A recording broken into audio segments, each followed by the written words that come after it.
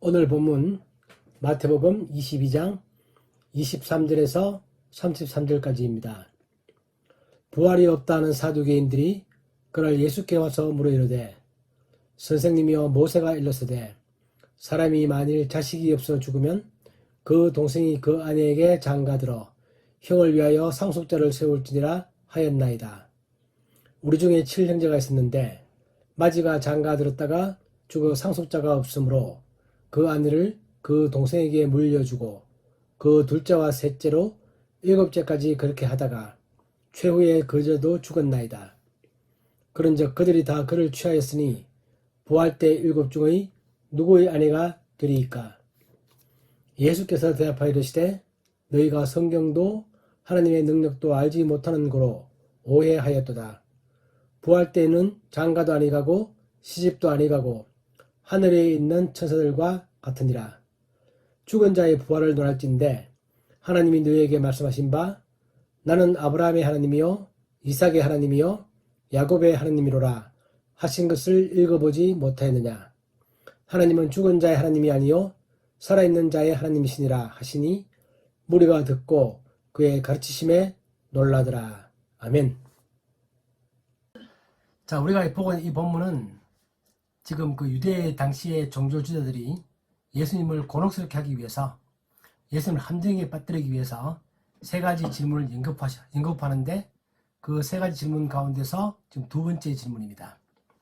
전번에 그들이 예수님의 고뇌에 관해서 질문을 던졌다가 예수님께서 세 개의 비유를 통해서 명확하게 그 고뇌의 근거를 말씀해 주시고 난 다음에 이제는 반대로 유대 지도자들이 와서 예수님을 어떻게 하면 곤혹스럽게 만들까?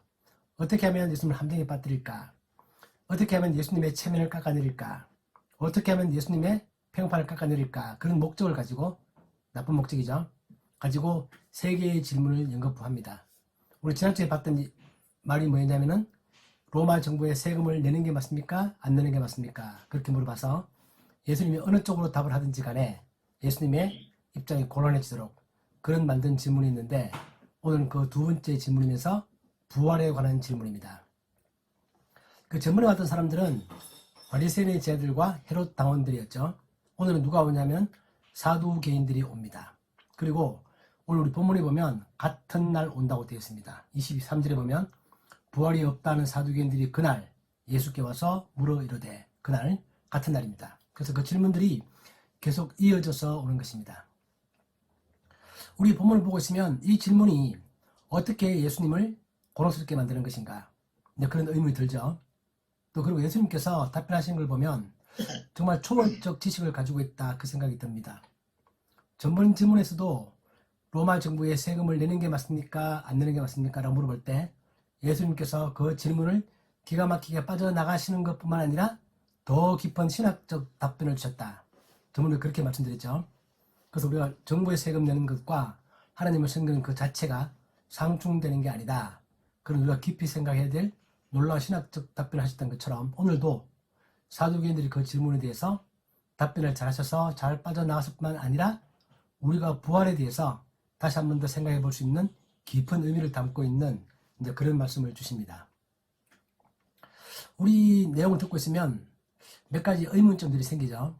그 의문점들은 우리가 이 본문을 보면서 깊이 생각해야 될 그런 내용이기도 합니다. 첫 번째는 사두개인들은 왜 부활을 믿지 않지? 그 당시에 유대교에서 바리새인이나 사두개인들이 서로 입장이 다른 건 알겠는데 우리가 지금은 너무나 잘 알고 있는 기독교의 본질인 부활을 그 당시에 사두개인들은 왜 믿지 않았을까? 그런 의문이 들고 두 번째는 약간 좀 재밌는 표현이긴 한데 예수님의 말씀에 따르면 부활 후에는 결혼이 없대요. 그러면 무슨 재미로 살죠?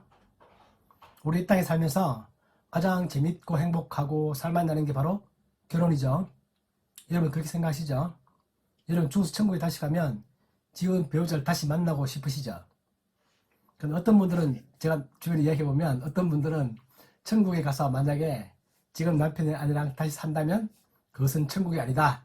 그렇게 농담 비슷하게 이제 그런 말씀 하시는 분들도 있는데 아무튼 예수님의 말씀에 따르면 천국에 가면 결혼이라는 게 없답니다. 야, 그게 사실일까? 그럼 그 무슨 재미로 살지? 이제 그런 생각이 들고 이제 세 번째는 예수님께서 이 사두개인들에게 하나님은 죽은 자의 하나님이 아니라 산 자의 하나님이다. 하나님은 살아있는 자의 하나님이다. 그렇게 말씀하셨는데 그 말의 의미가 뭔지가 좀 아리까리합니다. 그래서 이 세 가지, 저는 옛날에 이 본문을 읽을 때마다 항상 이 세 가지 생각이 들었거든요. 그 이 세 가지 생각이 또 오늘 이 본문을 잘 이해하는 핵심이기도 합니다. 자, 첫 번째, 사두개인들은 부활을 인정하지 않았습니다. 오늘 본문에도 나오죠. 부활이 없다는 사두개인들. 그렇게 나오고, 우리가 사도행전 23장에 보면 그때 바울이 사내들인 공회 앞에 체포당해서 그 앞에서 그 이야기를 해야 되는 그런 지점이 생겼습니다. 이제 사도 바울이 그 예루살렘 들어갔다가 거기서 사도 바울의 그 전도를 싫어하는 유대인들이 그를 잡아서 로마 정부에 넘겼죠.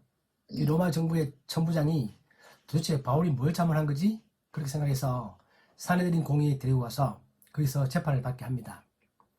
그럴 때 사도 바울이 딱 봤더니 그 사내들인 공회에 사두개인들도 있고 바리새인들이 있는 것입니다. 그래서 이제 바울이 그런 말 하죠.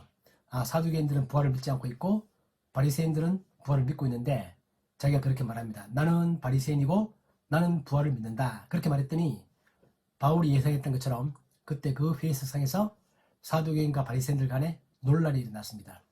그 제대로 재판이 진행이 안 됐죠. 쉽게 말하면 바울의 작전이 성공한 것입니다. 그 천부장이 다시 데리고 나가죠. 거기도 보면 사도행전 23장 8절에서 그렇게 말합니다.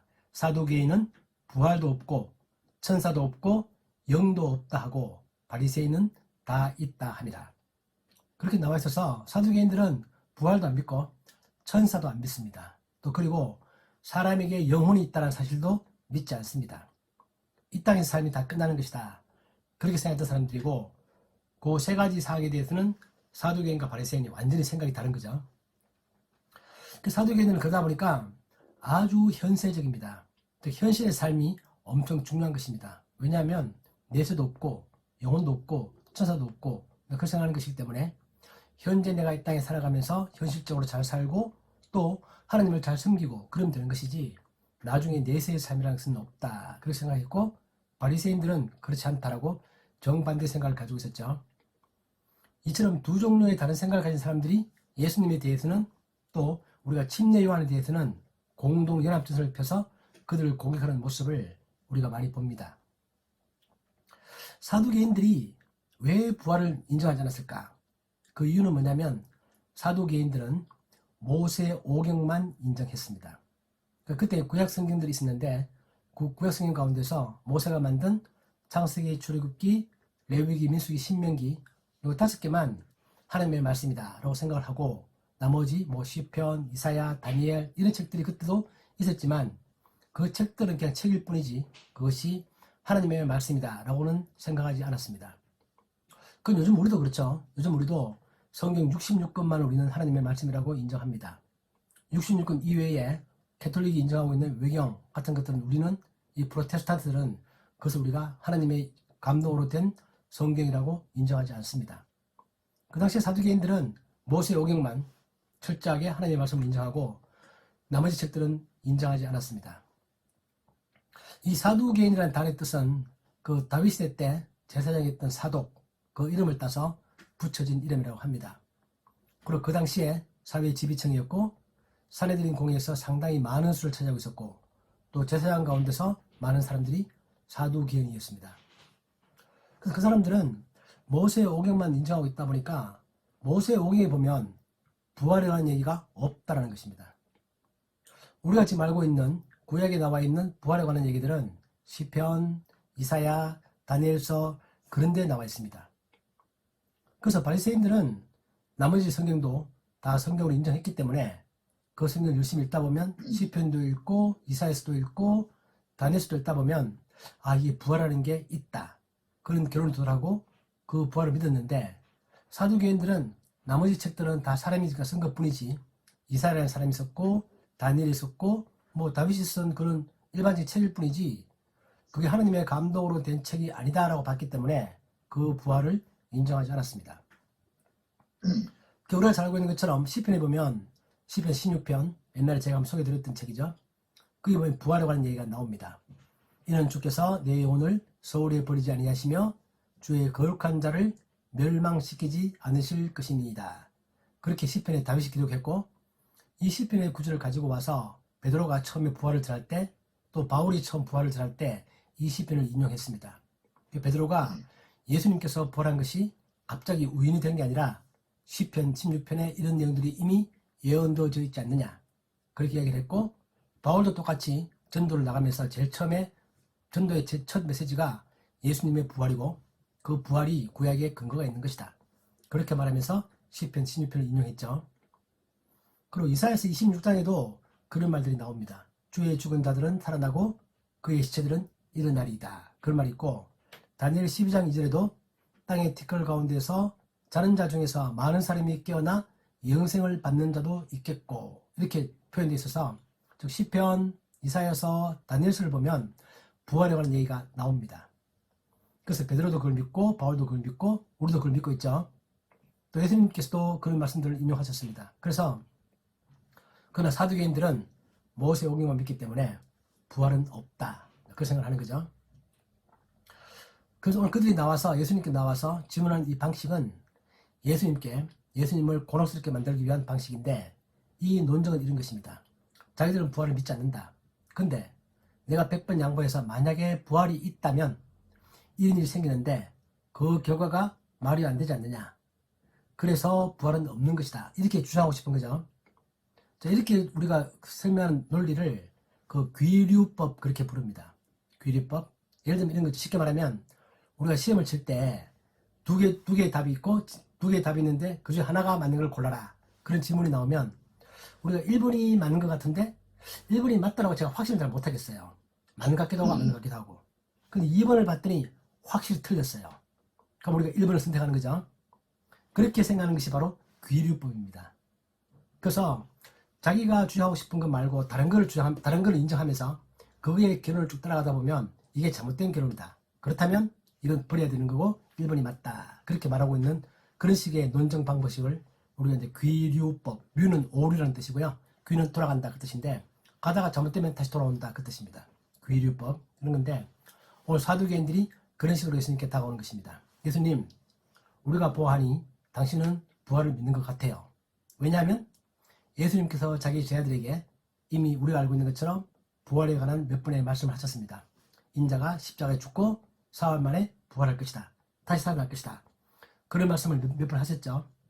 그런 말 소문을 듣기도 했고, 평소에 말하는 걸 보면 예수라는 그 사람은 부활을 믿고 있나 보다, 내가 그 논리를 깨부수겠다라고 하고 다가오는 것입니다. 그래서 그들이 다가오는 방식은 자기들이 믿고 있는 모세오경에 나오는 얘기를 가지고 와서 그 논리의 근거로 삼습니다. 모세오경에 보면, 신명기 25장에 보면 우리가 잘 알고 있는 형사 취수제가 있습니다. 형님이 돌아가셨다, 근데 자식이 없다, 그러면 그 형수가 그 동생과 결혼해서 아이를 낳게 하고, 그 아이는 그 동생의 아들이 아니라 형의 아들이 돼서 그 형의 가문을 잇게 하는 것, 그게 신명기에서 하나님께서 신명기 25장에서 이스라엘 백성들에게 말씀하신 그런 내용이죠. 이러한 사실은 우리가 성경에 보면 창세기 38장에서 유다의 가문에서 이런 일이 일어나죠. 그 유다가 자기 장자 엘을 위해서 며느리를 데려왔는데 그 며느리 이름은 다말이다. 그런데 엘이 아이를 낳지 못하고 죽었다. 그 유다가 자기 둘째 아들한테, 오난한테 형수와 결혼해서 자식을 낳아라. 그런데 걔도 그렇게 하지 못하고, 셋째가 또 그렇게 하려고 했더니 무서워서 못 시키고 다 죽어버리기 때문에, 그 나중에 결국은 유다가 다말 사이에서 아기를 낳고 그 아이가 베레스고 그 가문을 통하여 예수님이 태어나시죠. 이제 그런 얘기 나오는 게 창세기 38장 얘기인데, 이것도 역시 우리가 방금 봤던 신명기 25장의 내용과 일치하는 것입니다. 또 우리가 잘 알고 있는 룻기도 보면 보아스가 룻과 결혼하면서 보아스 자기 이전에 먼저 그의 가문을 일으킬 수 있는 사람이 더 가까운 친족이 있어서 그 친족에게 그 룻과 결혼하라, 그렇게 말하면서 너가 만약에 이 일을 하려고 한다면 죽은 자의 아내 모압 여인 룻에게서 그 밭을 사고 그 죽은 자의 기업을 그의 이름으로 세워야 한다. 즉 룻과 결혼해서 난 자식은 너의 자식이 아니라 그 죽은 룻의 첫 번째 남편의 자식이 되는 것이다. 이제 그렇게 말했더니 그 사람이 그 싫다고 해서 보아스가 룻과 결혼하죠. 이제 그런 것들이 우리가 성경에서 볼 수 있는, 그런 형님이 돌아가시면 그 동생이 형수와 결혼해서 아이를 낳고 이제 그 사람이 형님의 가문을 잇도록 하는 그런 제도입니다. 그게 모세오경, 신명기에 나오는 거죠. 그래서 사두개인들이 이 모세오경을 가지고 와서 예수님께 물어보는 것입니다. 자, 우리가 한번 생각을 해봅시다. 오늘 우리 본문에 나오는 것처럼 7명의 형제가 있었습니다. 그래서 그 첫 번째 형의 그 부인이 동생들과 6명과 다 결혼해서 결국은 7명이 다 아내가 되었는데 자식은 결국 낳지도 못하고 죽었습니다. 자, 우리가 생각하면 이런 상황은 실제로 잘 안 생기겠죠. 잘 안 생기겠는데 아무튼 그런 논리적으로 성립합니다. 이럴 수 있는 거죠. 근데 그렇게 했을 때 부활을 했다. 정말 예수님 당신이 말하는 것처럼 정말 부활이 있다면 부활 후에 그 여자가 누구의 아내가 되는 게 맞습니까? 이런 질문해서 좀 말이 안 되는 결론으로 가는 거죠.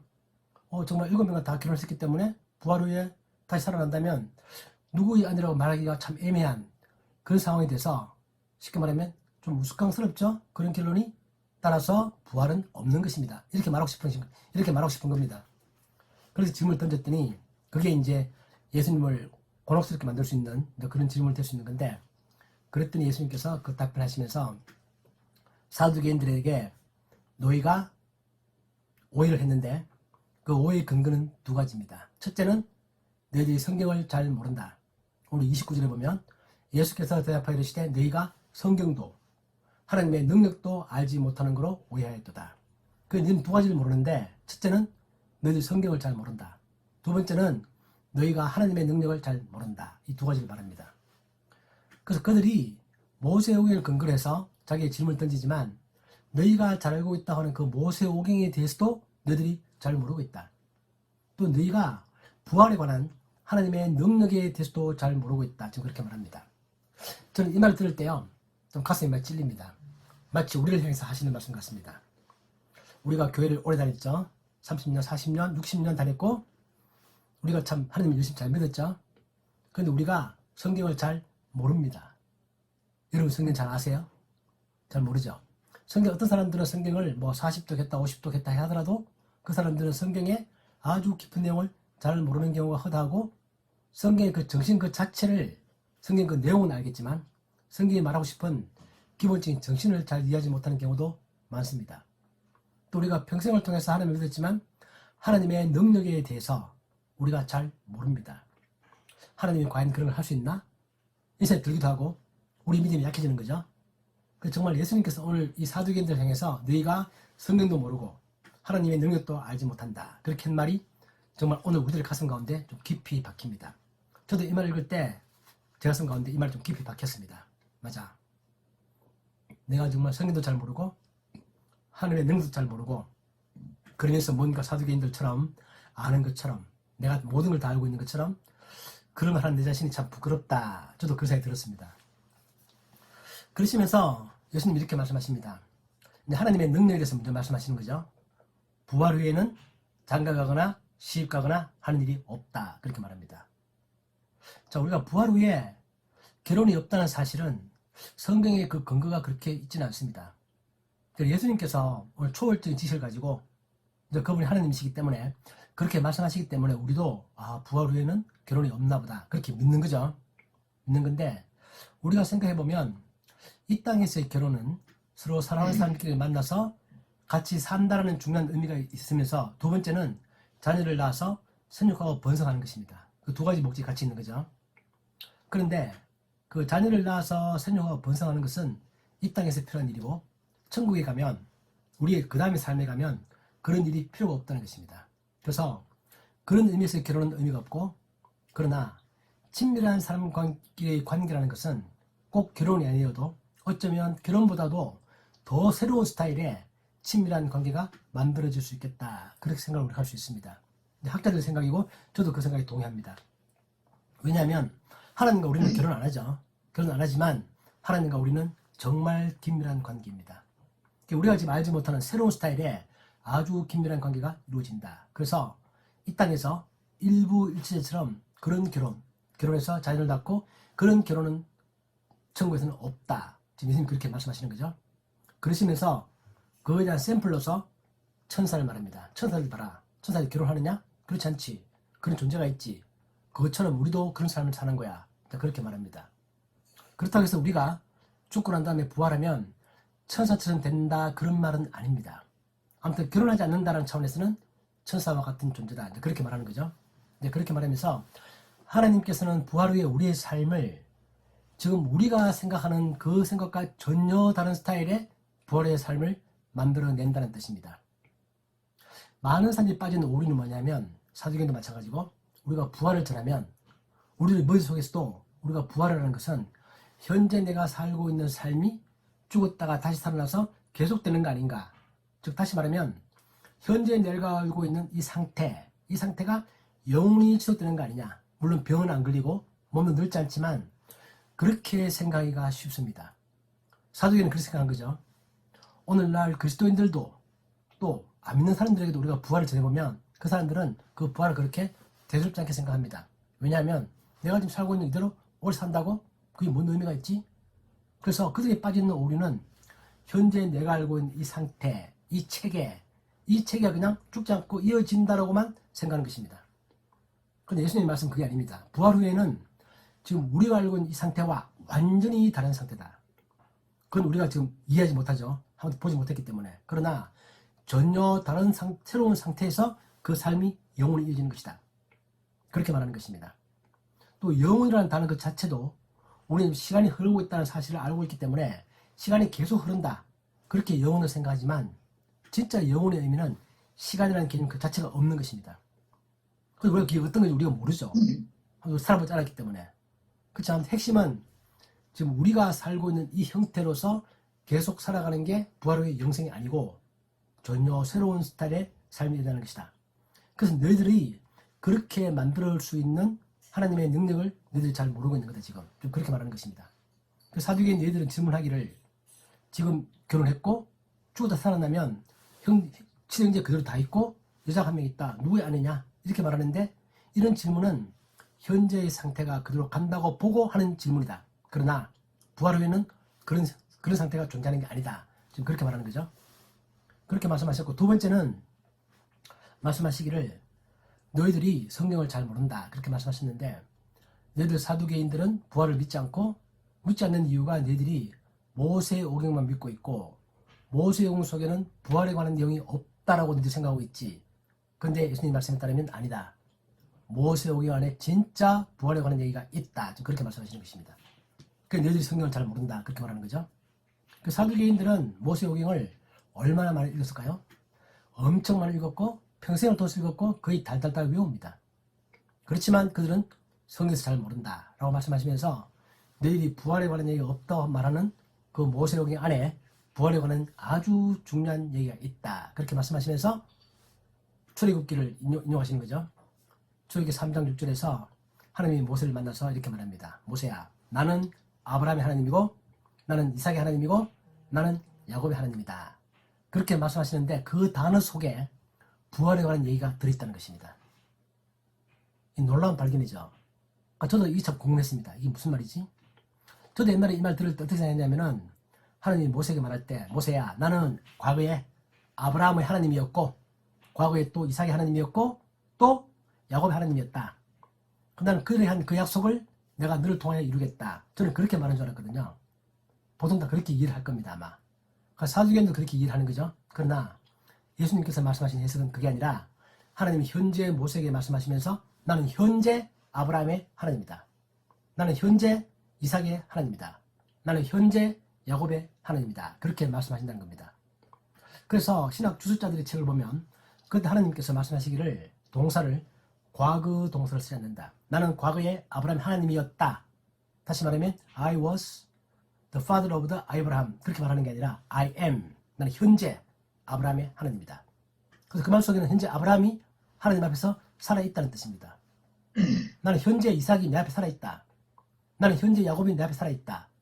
나는 현재 그들의 하나님이고 나는 그들에게 약속한 그 약속을 내가 이룰 것인데 내 약속이 이루어지는 것을 아브라함과 이삭과 야곱도 볼 것이다. 보게 될 것이다. 그렇게 말하는 것입니다. 그게 바로 오늘 예수님께서 말씀하셨던 것처럼 하나님은 죽은 자의 하나님이 아니라 살아있는 자의 하나님이시다. 그 말의 의미가 그런 뜻이라는 겁니다. 저도 참 이걸 요번에 설교를 준비하면서 참 많이 저 자신이 먼저 참 은혜를 많이 받았습니다. 아, 그런 의미가 들어있구나. 그래서 예수님께서는 사두개인들의 그 주장을 반박하시면서 그들이 근거로 삼고 있는 그 모세오경을 가지고 그 사두개인들의 생각이 잘못되었다라고 다시 반박해서 가르쳐 주십니다. 참 놀라운 거죠. 예수님께서 사두개인들이 믿고 있는 모세오경 말고 야 이사야서 해봐라, 다니엘서 해봐라, 시편 해봐라 그렇게 말하는 게 아니고 사두개인 그들이 근거로 삼고 벌이 없다고 주장하는 그거를 근거로 삼으셔서 다시 한 번 더 그 사두개인들에게 가르쳐 주십니다. 그게 오늘 이야기 내용인데 그랬더니 오늘 이 본문에 보면 무리들이 그 이야기를 주면서 듣고 있었습니다. 그리고는 무리들이 많은 사람들이 그 이야기를 듣고는 정말 감탄을 했습니다. 정말 놀랬죠. 자, 이 표현은 마태복음 7장에서 산상수훈이 끝날 때 또 똑같은 표현이 있었습니다. 산상수훈에 보면 그 7장이죠. 거기 보면 예수께서 이 말씀을 마치심에 무리들이 그의 가르치심에 놀라니 이는 그 가르치는 것이 권위 있는 자와 같고 그들의 서기관들과 같지 아니함이라. 예수님이 가르친 차원이 다른 거죠. 그걸 느꼈는 거고 오늘 이 본문에는 사두개인들이 그 말에 대해서 어떤 반응을 보이는지는 안 나오지만 그들이 더 이상 말이 없은 걸 보면 그들도 역시 할 말이 없었다 그렇게 보여집니다. 그런데 같은 내용을 다루고 있는 누가복음에 보면 누가복음 20장에도 오늘 우리가 봤던 이 사건들이 기록되어 있는데 거기 보면 마태복음에 없는 편이 있습니다. 거기 보면 누가복음 20장 39절에 보면 서기관 중 어떤 이들이 말하되 선생님 잘 말씀하셨나이다 하니 그들은 아무것도 감히 더 물을 수 없습니다. 그러니까 그때 그 얘기를 듣고 있는 사람들은 누구냐면 사두개인들 질문했는데 사두개인 말고 서기관들. 이 서기관들은 바리새인들 중에 많이 있죠. 서기관들은 율법 학자들이고 성경에 관한 정말 최고의 지식을 가진 사람들인데 그 사람들이 사두개인과 예수님이 대화를 듣고 있으니까 예수님 답변을 들으니까 정말 눈부시는 답변인 거예요. 그러니까 그들이 인정하는 것입니다. 선생님 잘 말씀하셨나이다. 잘 말씀하셨나이다. 정말 예수님을 그 답변을 인정하는 거죠. 그들이 서기관들이. 그 서기관들 중에는 대부분 다 우리가 알고 있는 것처럼 예수님을 많이 반대했지만 또 몇 사람들은 예수님을 잘 따라온 사람들도 있죠. 우리 마태복음 8장에도 보면 한 서기관이 나와 예수께 아뢰되 선생님이여 어디로 가시든지 저는 따르겠습니다. 그렇게 말하는 사람들도 있고 뭐 바울도 마찬가지고 그런 사람들인데 그들이 정말 성경을 잘 알고 있는데 예수님 말씀 들어봤더니 정말 정선이 맞다. 모세오경 가운데도 부활에 관한 얘기가 있다. 그렇게 인정하는 것입니다. 오늘 우리 이걸 보면서 우리에게 주는 교훈은 우리가 부활을 정말 어떻게 이해하고 있는가. 우리는 부활을 믿고 있지만 우리도 자칫 사두개인처럼 그렇게 그 정도 수준에서 부활을 믿고 있는 것은 아닌가 그런 반성을 해봅니다. 우리의 영생이 주어져 있죠. 그리고 어떤 면에서는 우리 이 땅에서 삶이 뭐 50년, 100년 이어지지만 100년 지나고 난 다음에 새로운 삶이 주어질 것인데 그 새로운 삶이 진짜 우리의 본 무대입니다.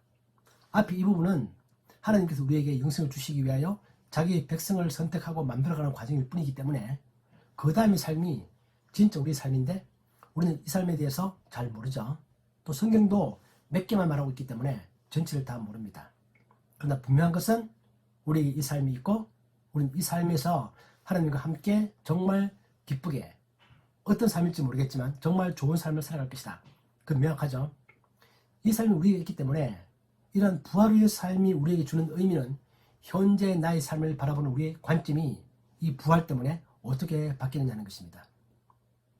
우리는 자칫 사두개인처럼 현재 삶이 연속선상일 뿐이다 라고 생각하거나 또는 부활이 없다라고 생각하거나 또는 부활이 있다 하더라도 현재 나의 삶에 너무 빠져서 현재 나의 삶이 주는 고통, 어려움, 절망, 낙담 여기에 내가 마음을 너무 많이 뺏길 수 있다는 것입니다.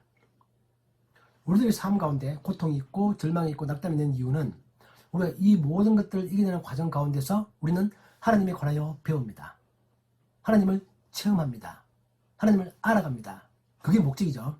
우리의 고통이 주는 목적은 고통 그 자체가 목적이 아니라 우리 고통을 통하여 하나님의 능력에 관하여 체험해 갑니다. 예수님 말씀처럼 너희가 하나님의 능력을 모른다.